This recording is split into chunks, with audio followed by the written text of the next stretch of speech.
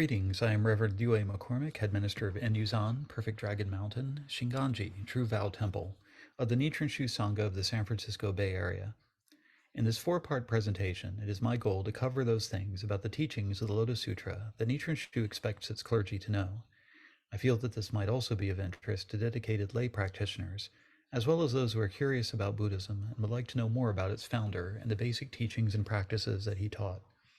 I will note that material appearing in dark red rather than black is material that is either not covered or not covered in detail in the book History and Teachings of Nichiren Buddhism, published by the Nichiren Shu Text Editorial Committee. This is material that I personally feel is important for Nichiren Buddhist practitioners to be familiar with, especially clergy and lay teachers. Quotes in the Lotus Sutra are taken from the Senshu Murano translation. I have also drawn from the book Introduction to the Lotus Sutra by Yoshiro Tamura. Now let's begin the third of the four parts, the practice of the Lotus Sutra. How does one attain Buddhahood through the Lotus Sutra? According to the Lotus Sutra, even Shariputra can only understand by faith, which is to say, a deep trust and confidence in the Buddha's teachings. As the Buddha says in chapter 2, even you, Shariputra, have understood the sutra only by faith. Needless to say, the other Shravakas cannot do otherwise. They will be able to follow this sutra only because they believe my words, not because they have wisdom. Keijin Mamiya, in the History and Teachings of Nichiren Buddhism, concludes, therefore the message is that you can fully receive this truth only by faith. The reception of Buddhahood through faith was also taught by Nichiren Shonin in the 4 depths of faith and 5 stages of practice. He said, the Buddha said that it is correct to refrain from the 2 methods of precepts and meditation, and to dutifully focus on wisdom. However, because we are not yet fit for wisdom, faith must substitute for wisdom. The one word faith is the most essential. Lack of faith is the reason why people become incorrigible ones, who slander the Dharma, while faith is the basis for wisdom. How do we nurture and express our faith? Keijin Mamiya says, since our faith is internal, it only becomes visible when expressed through some action or practice. In the case of the Lotus Sutra, the practices that render faith and the sutra visible are reflected in the 5 practices of bodhisattvas described in chapter 10, the teacher of the Dharma. These are receiving and keeping, reading aloud, reciting, expounding, and copying the Lotus Sutra. Unquote. As the Buddha says in chapter 10, if anyone asks you who will become a Buddha in his future life, answer that such a person as previously stated will. Why is that? The good men or women who keep, read, recite, expound, and copy even a phrase of the Sutra of the Lotus Flower of the Wonderful Dharma, or just join their hands respectfully towards it, should be respected by all the people of the world. By doing these 5 practices, keeping, reading, reciting, expounding, and copying, those devoted to the Lotus Sutra are able to lead themselves and others to Buddhahood by having faith in and also sharing the teaching that all beings can attain Buddhahood.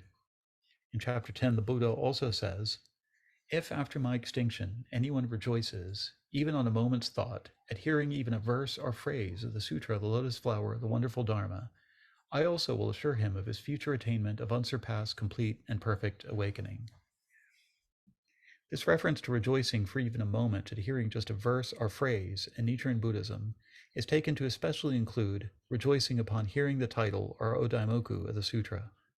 Rejoicing in the title of the Lotus Sutra by chanting Namu Myoho Renge Kyo is a way of receiving the teaching of the Lotus Sutra faithfully and keeping the sutra alive in one's own mind and heart and in the minds and hearts of others.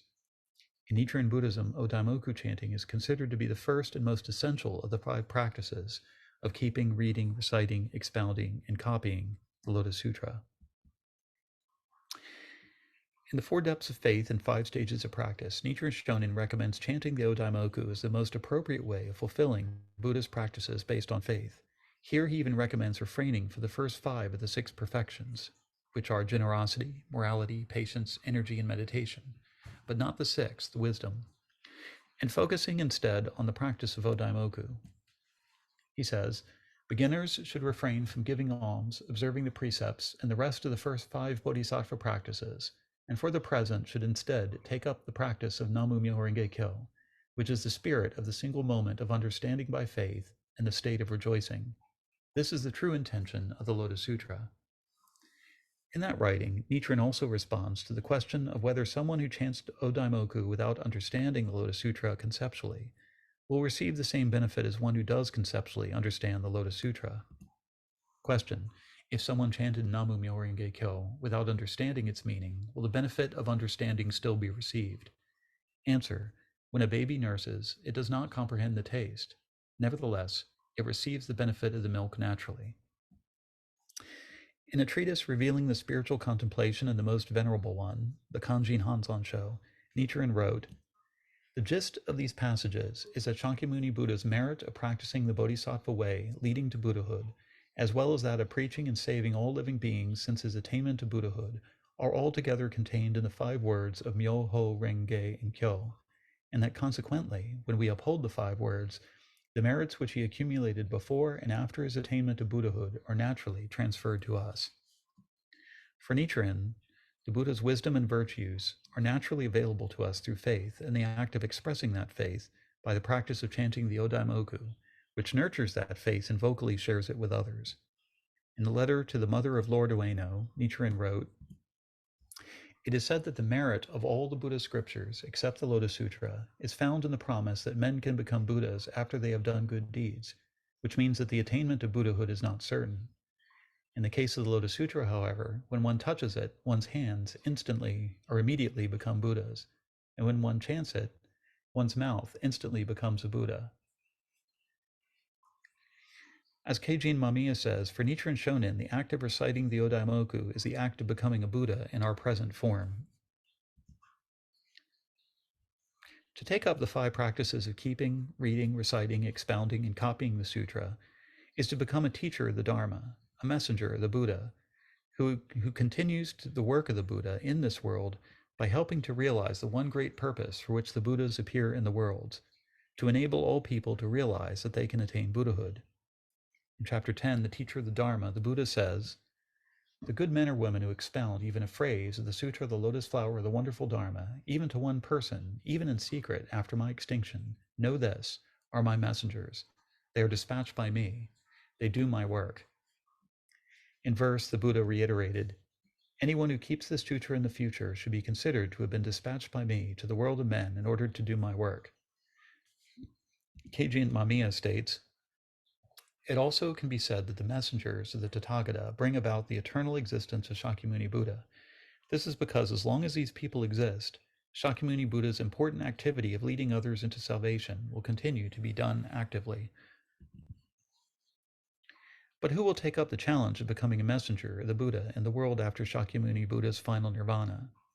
In the 11th chapter, Beholding the Stupa of Treasures of the Lotus Sutra, it is said that Shakyamuni Buddha 3 times urged those in the assembly in space to propagate the Lotus Sutra after his passing. The first time was accompanied by his wish to transmit the sutra. Who will expound the Sutra of the Lotus Flower of the Wonderful Dharma in this Saha world? Now is the time to do this. I shall enter into nirvana before long. I wish to transmit the Sutra of the Lotus Flower of the Wonderful Dharma to someone so that this sutra may be preserved. The next time, he expressed his wish to perpetuate the Dharma. Who will protect the Dharma? Make a great vow to preserve the Dharma forever. And finally, he acknowledged how difficult it will be to expound the sutra after his passing, but still urged his listeners to do so. It is difficult to expound the sutra. Make a great vow to do this. As part of the 3rd proclamation, the Buddha explains the comparative difficulty of teaching the Lotus Sutra after his final nirvana in terms of the 6 difficult and 9 easier actions. The 6 difficult actions are said to be the difficulty of expounding the Lotus Sutra, the difficulty of copying the Lotus Sutra, the difficulty of reading and reciting the Lotus Sutra even for a little while, the difficulty of receiving, keeping, and expounding the Lotus Sutra, the difficulty of hearing and receiving the Lotus Sutra, and the difficulty of receiving the Lotus Sutra respectfully. Whereas the 9 easier actions are expounding sutras other than the Lotus Sutra, grasping Mount Sumeru and hurling it to other Buddha worlds, hurling the whole universe with the tip of one's toe, expounding sutras in the highest heaven, grasping the sky and walking around with it, putting the earth on one's toenail and going up to the heavens of Brahma, shouldering a load of hay and staying unburned in the fire at the end of the age, expounding 84,000 teachings and enabling people to attain the 6 supernatural powers, and finally expounding the Dharma and enabling people to become arhats and attain the 6 supernatural powers. 2 further exhortations to propagate the Lotus Sutra are said to have been the assurance of future Buddhahood for Devadatta in chapter 12, wherein the Buddha said, Devadatta will become a Buddha after innumerable kalpas, and the attainment of Buddhahood by a dragon girl, also in chapter 12. Thereupon the congregation saw that the daughter of the Dragon King changed into a man all of a sudden, performed the bodhisattva practices, went to the spotless world in the south, sat on a jeweled lotus flower, attained perfect enlightenment, obtained the 32 major marks and 80 minor marks of the Buddha, and began to expound the wonderful Dharma to the living beings of the worlds of the 10 quarters. The assurance of Buddhahood given to Devadatta and the Dragon Girl instantly attaining Buddhahood are interpreted as the Buddha's exhortations for evil persons and females to spread the sutra. Nichiren referred to the 3 proclamations from chapter 11 and these 2 exhortations as the 5 proclamations of the Buddha urging people to become messengers of the Buddha. In the 13th, encouragement for keeping this sutra chapter, Medicine King Bodhisattva, Great Eloquence Bodhisattva, and their 20,000 attendants respond by vowing that they will propagate the Lotus Sutra in the Saha world after the Buddha's final nirvana.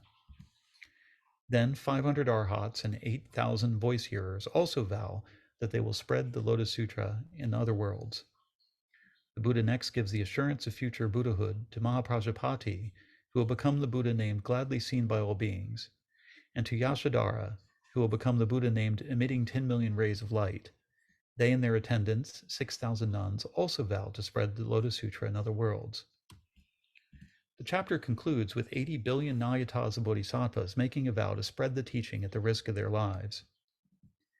In the 20-line verse wherein these Bodhisattvas reiterate their vow, they state that propagators will encounter 3 kinds of powerful enemies. 1, presumptuous slave followers, who support the next 2 kinds of powerful enemies. 2, the presumptuous clergy who mislead suffering people, and 3, presumptuous sages who are highly respected Buddhist leaders who consider themselves to be living Buddhas and look down on all others, even though they are still strongly attached to worldly matters. Nichiren Shonin regarded the 20-line verse of this chapter as a prediction of the challenges and persecutions that will beset the practitioner of the Lotus Sutra in the latter age of the Dharma. As his experiences matched this forecast of the Buddha, it strengthened his belief that he was a real practitioner of the Lotus Sutra. Nichiren Shonin regarded this chapter and chapter 20, wherein the Buddha tells the story of never despising Bodhisattva who met with such persecutions, as descriptions of the practice of subduing evil, or shakabuku, which is the appropriate practice for those who must forthrightly state the wonderful Dharma publicly to those who would denigrate it and or replace it with a lesser teaching.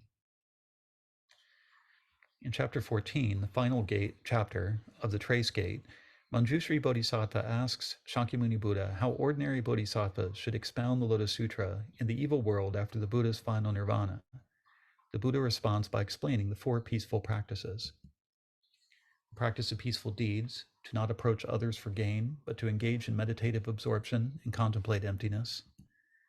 The practice of peaceful words, to not speak badly of others, but to inspire others to arouse the mind of awakening. The practice of peaceful thoughts, to not harbor enmity, but to have an unbiased compassion towards others. And the practice of peaceful vows, to vow to attain Buddhahood and lead people to the Dharma.